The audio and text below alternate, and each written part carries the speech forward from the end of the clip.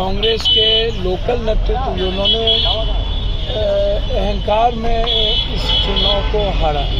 Bhupesh Baghel ji confidence बहुत हो गए और दूसरी तरफ मध्य प्रदेश में अहंकार बहुत हो गया। बिहार में भी अहंकार को खत्म करना जरूरी है। मैं लालू यादव जी, नीतीश कुमार जी से आग्रह करूंगा कि ओवर कॉन्फिडेंट में मत आइए कि 75% आरक्षण, जातीय जनगणना, ये ओवर कॉन्फिडेंट हो जाएगा।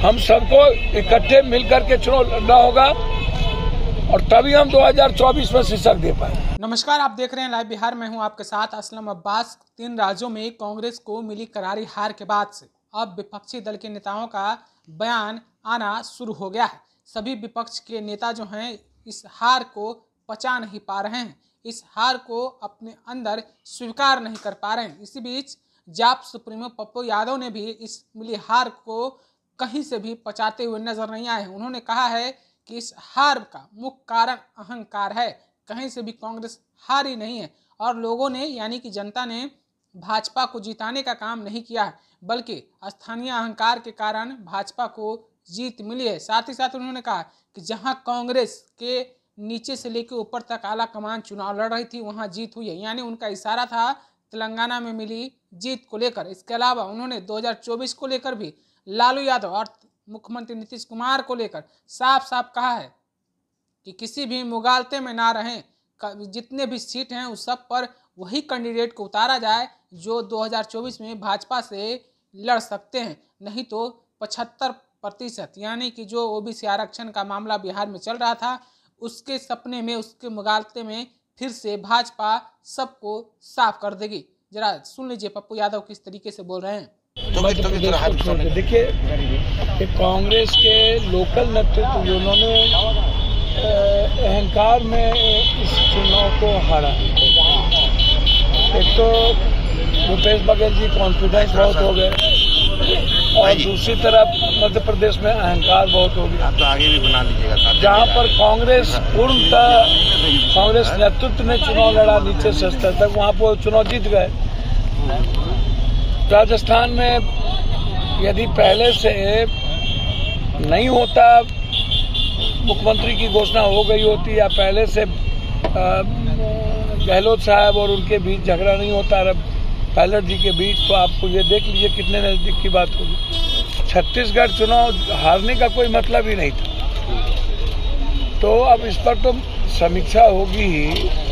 मेरा सवाल बहुत क्लियर है कि अहंकार को हम सबको छोड़ना होगा, ओवर कॉन्फिडेंट नहीं होना पड़ेगा।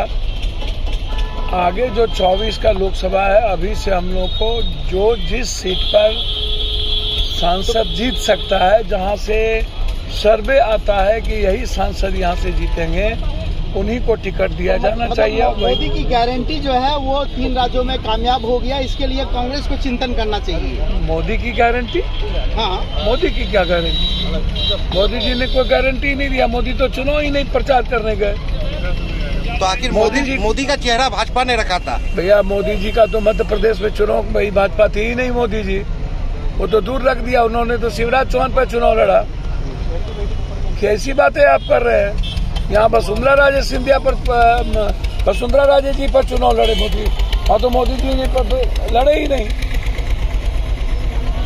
अब देखिए, तेलंगाना में कांग्रेस जीती और कांग्रेस बहुत अच्छा चुनाव लड़ी।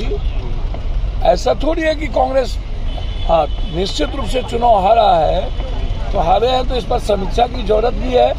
और 2024 में अभी से हम लोग को मजबूती से 3 महीने लग जाने होंगे और उसके बाद जो कैंडिडेट जहां, जो पार्टी जहां मजबूत है उसकी वहां पर कंप्लीट रूप से उसको ले करके उसको उस सीट पर चुनाव लड़ाना चाहिए। अहंकार को खत्म कर देना चाहिए और बिहार में भी अहंकार को खत्म करना जरूरी है। मैं लालू यादव जी, नीतीश कुमार जी से आग्रह करूंगा कि ओवर कॉन्फिडेंट में मत आइए कि 75% आरक्षण, जातीय जनगणना, ये ओवर कॉन्फिडेंट हो जाएगा। हम सबको इकट्ठे मिलकर के चुनाव लड़ना होगा और तभी हम 2024 में शीर्षक दे पाए। तो अभी आपने पप्पू यादव को सुना है, कितना कुछ उनका कहना था। साफ साफ उनका इशारा कांग्रेस के साथ साथ जितने भी विपक्षी एकता में दल हैं उनको सबको बोल रहे थे और कह रहे थे कि भाजपा से अगर लड़ना है, 2-4 हाथे करना है तो सबको साथ में आकर लड़ना होगा, वरना वही हाल होगा जो हश्र राजस्थान, मध्य प्रदेश और छत्तीसगढ़ में देखने को मिला है। आप अपनी राय क्या रखते हैं? इत्तेफाक क्या पप्पू यादव के बयान से रखते हैं या नहीं? हमें कमेंट ग्रुप में जरूर पहुंचाइए। तब तक के लिए बने रहिए लाइव बिहार के साथ। लाइव बिहार यूट्यूब पर सब्सक्राइब और फेसबुक पर लाइक जरूर करें।